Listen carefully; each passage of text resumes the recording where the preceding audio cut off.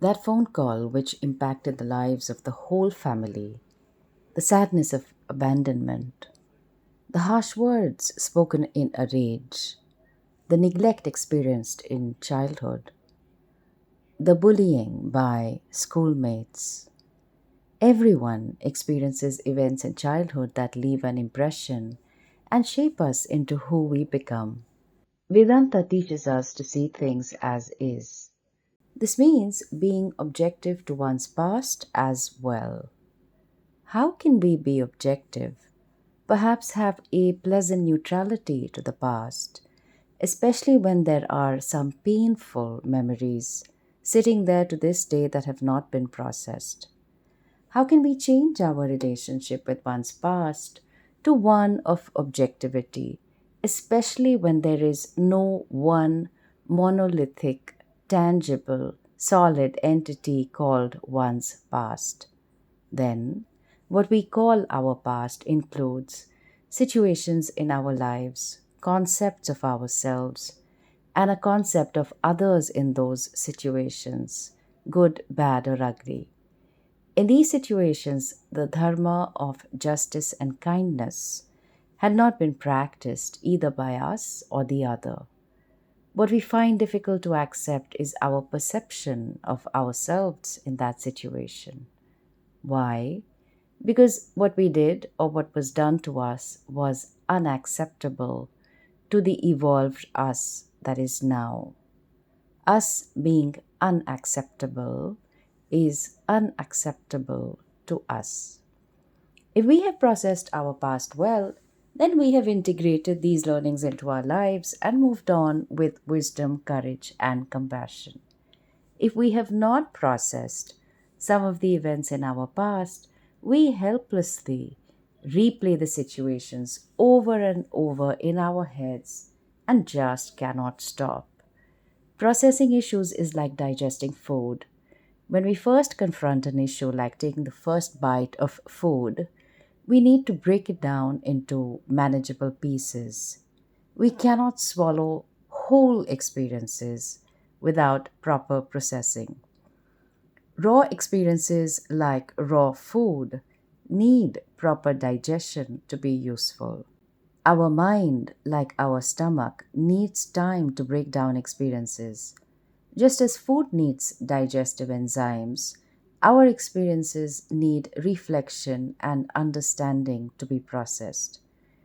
Rushing this process, like eating too fast or just swallowing food, can lead to indigestion of experiences.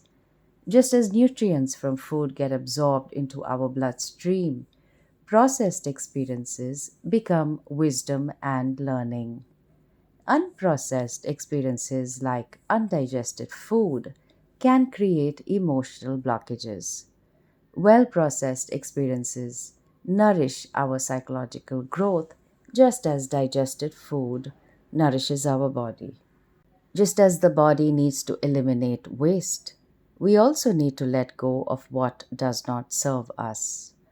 Holding on to unprocessed experiences is like constipation. It creates discomfort and blocks new growth.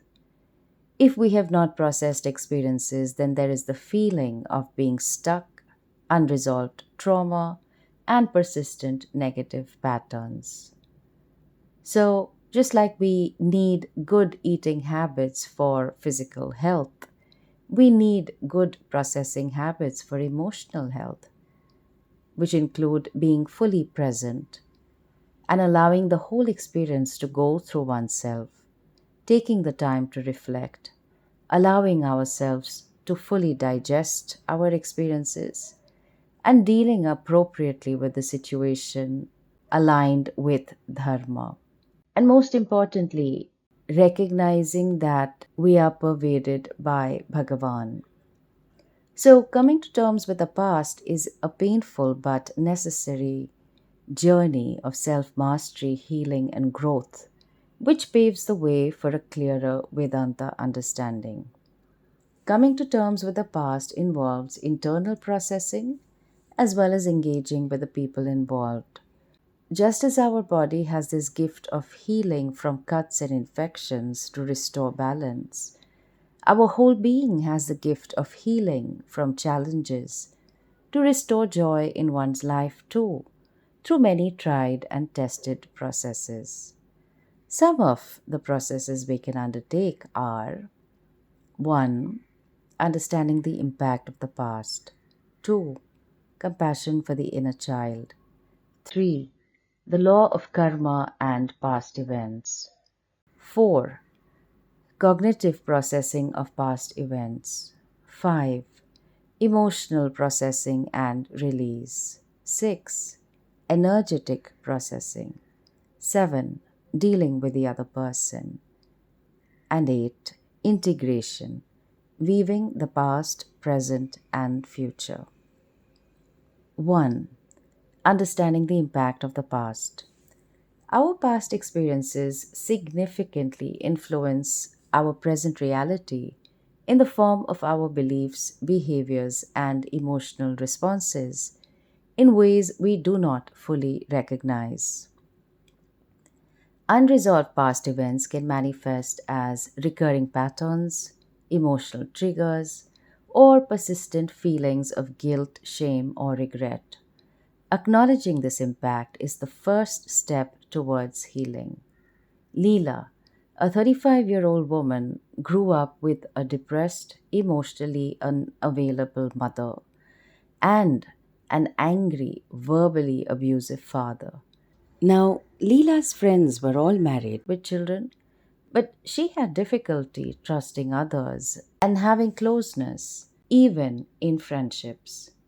Leela often felt responsible for others' emotions, especially when they were upset, and hence avoided conflict at all costs. She really believed that the first sign of a conflict is the end of a relationship, not quite recognizing that conflict and resolution of conflicts propels relationships forward. As she started attending Gita classes, she was stunned that Arjuna, although a wronged prince, did not escape the situation but stayed on in the battlefield to fight and eventually win a Dharmika war. As Leela started to reflect more on her experiences and her childhood, she found that her early childhood experiences had shaped these current patterns of not getting too close to people and avoiding conflicts. So then, what does one do after one has connected the dots of unprocessed childhood experiences and the impact on unhelpful adult patterns of relating? 2. Compassion for the inner child. In recent times, inner child work has received a lot of attention, and rightly so. Inner child is that part of us who is vulnerable, spontaneous, playful, creative, and also who easily gets hurt. To take care of this inner child, we developed different personalities. But some of the inner child is frozen in time because the child's hurt experiences have not been processed and integrated into adulthood. Many of our deepest hurts originated in childhood. As stronger, wiser, and kinder adults, we have the opportunity to revisit these experiences with a new perspective. Developing compassion for our younger selves is healing. With care and objectivity, we acknowledge the challenges and limitations of our childhood circumstances. We recognize the coping mechanisms we developed to survive. With the help of her teacher, Leela practices inner child work. She visualizes herself as a young child, feeling scared and alone in her chaotic home. In her mind, she approaches this younger self with love and understanding. She tells the younger Leela, "It's not your fault. You deserved love and support. Please forgive me for blaming you and criticizing you and doubting you. What they did was bad, but I continued what they did by hurting you with my doubt and criticism. I cannot change what I did, but I am determined to change things for the better now. She imagines hugging her younger self and saying, I'm so sorry that there was no one that you could count on. I feel sad that you did not feel safe.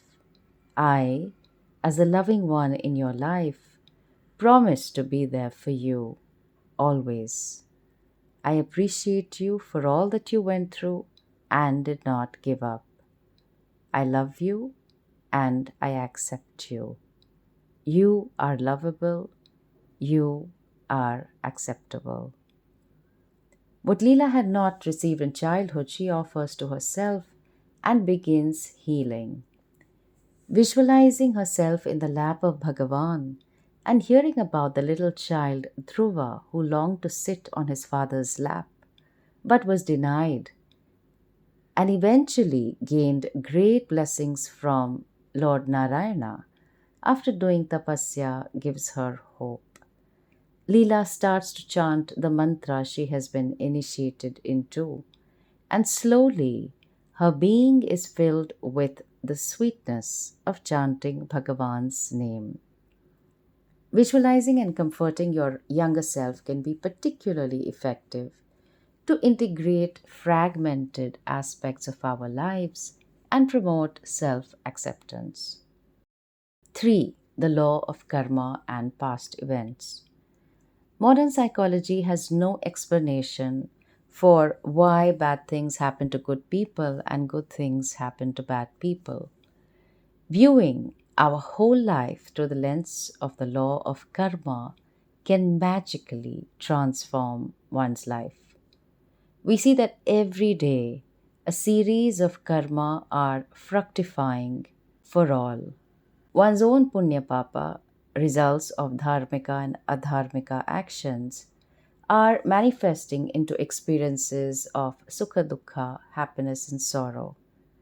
Since the law of karma is a framework to recognize our empirical or functional reality, the goal is not to assign blame or justify suffering, but to find meaning and learn from our experiences. How can you blame yourself for the papa karma you did in the distant past or in some previous lifetimes, which you don't even know about? You can only accept that you or the other did not know any better.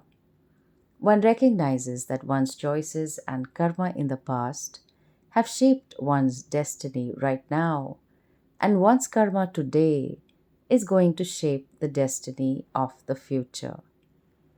Leela reflected on her family dynamics through a karmic lens. She understood that her parents had their own unresolved traumas and limitations. While she grieved the loss of her childhood for her younger self, she grudgingly understood that she might have contributed to situations of neglect for someone else in a past lifetime, and she was bearing the consequences of the same. While she felt helpless then, she was powerful now. Leela was able to shift from a victim mode to one of taking responsibility for her life and hence processing past events. Her challenging childhood had also made her resilient as well as highly attuned to her environment, which had become her unique strength. Just like Leela did, viewing the past events through the law of karma speeds up our journey of acceptance. We recognize the interconnectedness of our karma with each other and Bhagavan, the one who presides over all karma. Our karma with each other is interwoven with the grace of Bhagavan's presence. Then, how could Bhagavan allow all those terrible things to happen to us? They happened not because he allowed, but because others or we ourselves abused our free will and went against dharma. Just like the video creator of a game cannot be summoned in court because the players of the video game hurt or helped others, so too Bhagwan cannot be blamed for the actions done by the players of the game. Bhagwan has just given the players of the life game the free will to hurt or help. The players of the game are responsible for their punya and papa karma, and the cycle of karma goes on. Every day we offer our karma at Bhagwan's feet. Kayena vacha manasendriyairva buddhyatmana va prakrite svabhavat karomi yat yat sakalam parasmai narayanayeti samarpayami. Whatever I do with my body, speech, mind, or sense organs, whatever I do with my intellect, or whatever I do through the natural tendencies of Prakriti, which is a material cause of Bhagavan, whatever I do unto others. I lovingly offer all my karma at the feet of Narayana, the abode of all beings. 4. Cognitive processing of past events. At a cognitive level, coming to terms with the past involves reframing our understanding of events and their meanings. This process includes 1. Challenging distorted thinking patterns which are not aligned with reality. 2. Seeking alternative perspectives of how the same events may be viewed with more data and the wisdom you now possess. 3. Extracting lessons and seeing how challenging experiences have contributed to your strength and wisdom. 4. Forgiving others who may have hurt you, as well as self forgiveness for the actions you regret. So, one can write in a journal, undertake therapy, or even guided self reflection exercises. The goal is to develop a more balanced, nuanced understanding of one's experiences. Leela identified her distorted thought pattern. I am unlovable and unacceptable. No matter what I do, I will never be good enough. No one will find me attractive enough to marry me. No one will really hire me for a job.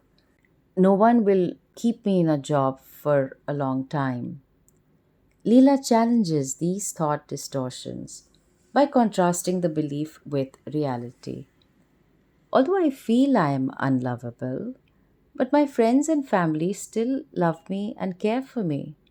Are they faking it? No, they are genuine.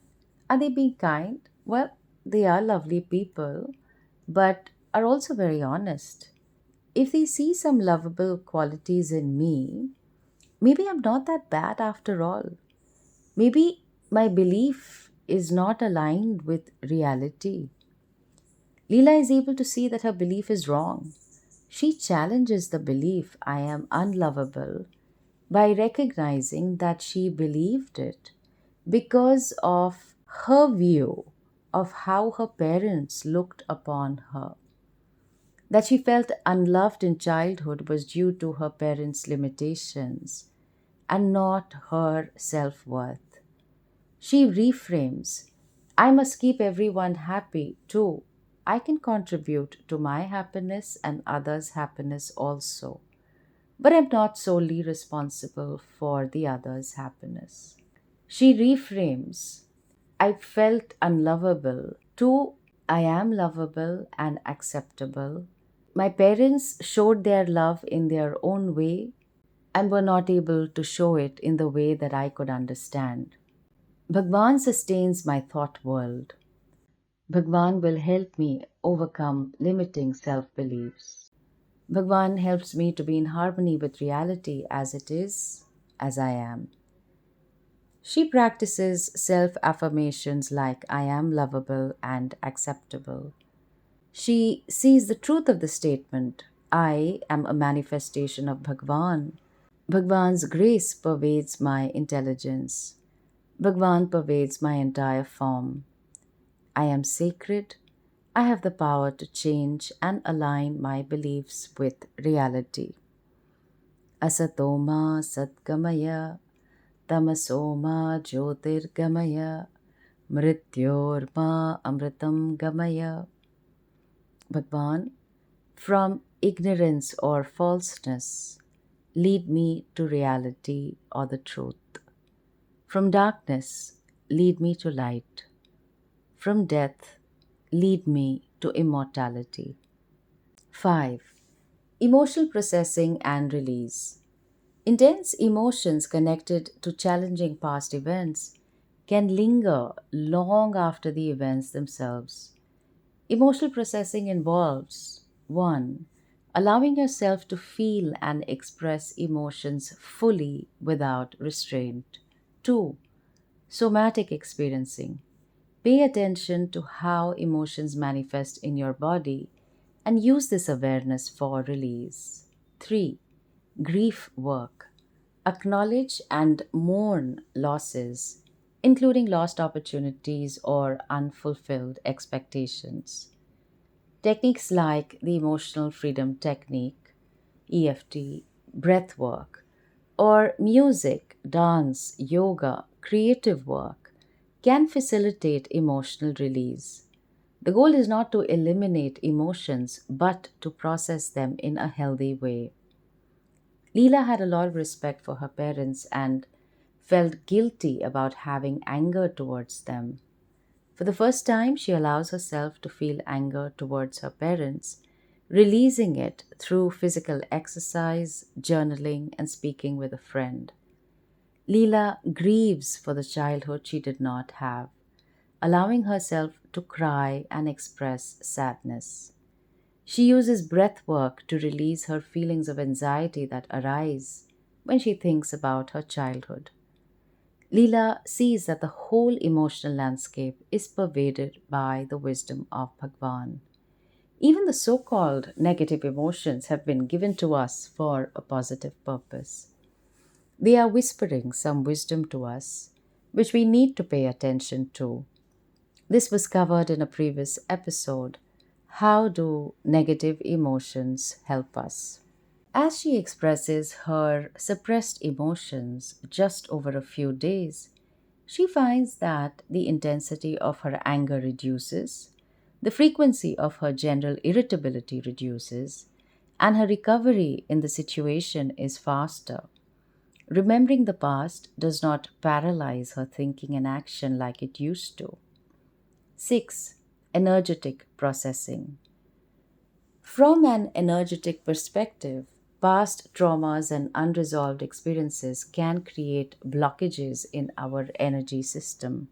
Energetic processing involves 1. Body awareness. Tune into areas of your body where you hold tension or discomfort related to past events and release it by deep breathing and bilateral stimulation like alternative tapping on the knees or the shoulders. 2. Practicing witnessing meditation to observe thoughts and feelings about the past without judgment or wanting to change anything for a few minutes. When you just watch and do not identify and build up emotion, then it all becomes manageable. 3. Visualization. Imagine releasing old energy and inviting in new healing energy. This concept of cellular memory suggests that our bodies store the energy of past experiences, especially when they are not processed. Energetic work aims to release this stored energy and restore balance. Leela notices that she carries tension in her throat, perhaps from suppressing her voice, and experiences anxiety in her stomach.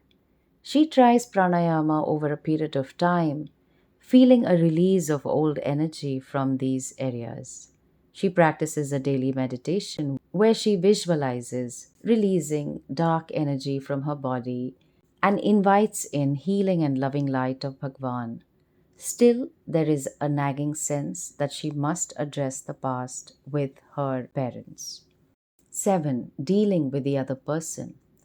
This involves having an honest conversation, if safe and appropriate, expressing your perspective while being open to hearing theirs, deciding what kind of a relationship is possible going forward with the other person, sometimes choosing to maintain distance if reconciliation is not possible, and reviewing what the other person said as well as reframing how you saw the situation, if appropriate.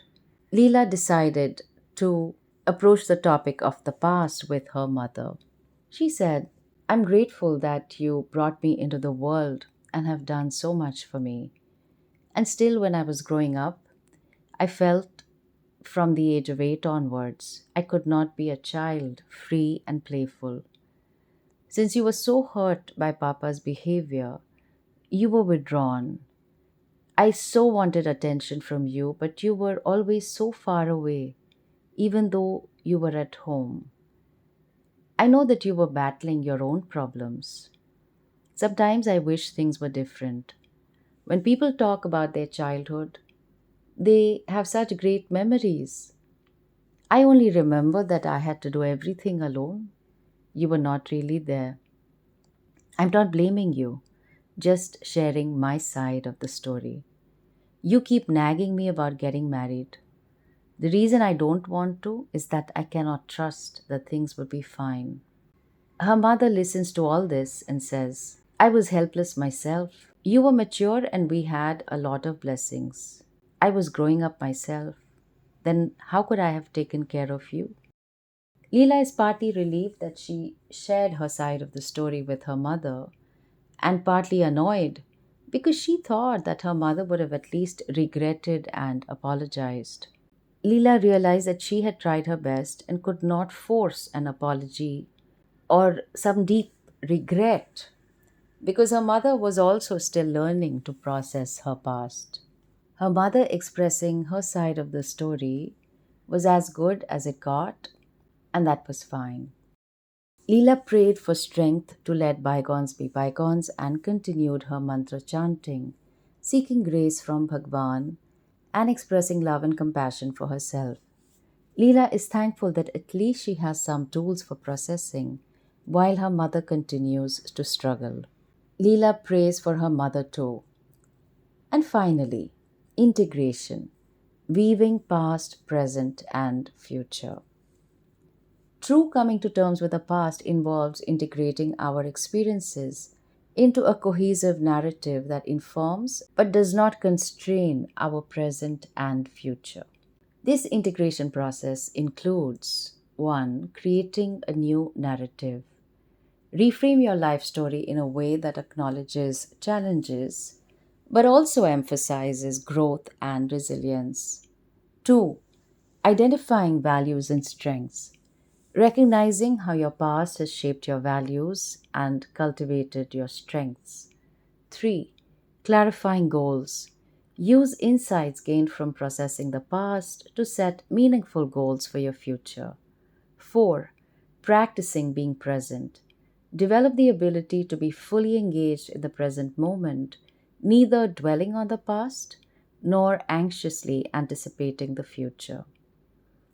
To integrate her experiences, Leela writes a new narrative of her life, acknowledging the challenges, but focusing on how they've made her empathetic and resilient. Her life is no longer only about making sense of the past, but looking forward to a future with a clear articulation of life priorities. Bhagwan, in the form of Kala, time, pervades the past, present, and future. Leela recognizes that her experiences have given her strength and a deep capacity for compassion. She can use them as fertilizer to enrich the growth of her future garden of karma. Leela makes some effort in reaching out and connecting to people, especially in her Vedanta Sangha, and becomes a pillar of strength for many others. Leela also starts to volunteer at a children's organization, reading stories to children and having fun. Leela has now understood that her goal is not to erase the past or achieve a state of perpetual happiness. Rather, it is to develop a relationship with the past based on objectivity, which allows for healing, growth, and a deeper understanding of oneself. Leela has also understood that coming to terms with the past is not a one time event, but a process which will lead to integration. There is no moment that Bhagwan is not present. She is waking up to the presence of Bhagwan pervading her life all the time. She can undertake this sadhana of healing and be healed because we are always held by the presence of Bhagwan. The rishis and devatas are blessing us all the time. If only we were to just lift our heads and look into the light, our journey of healing will lead to wholeness. And so, coming to terms with the past is a necessary step of our spiritual journey. It is a part of our sadhana. By engaging with our past across many levels, we move forward with wisdom and strength towards a greater freedom and purpose.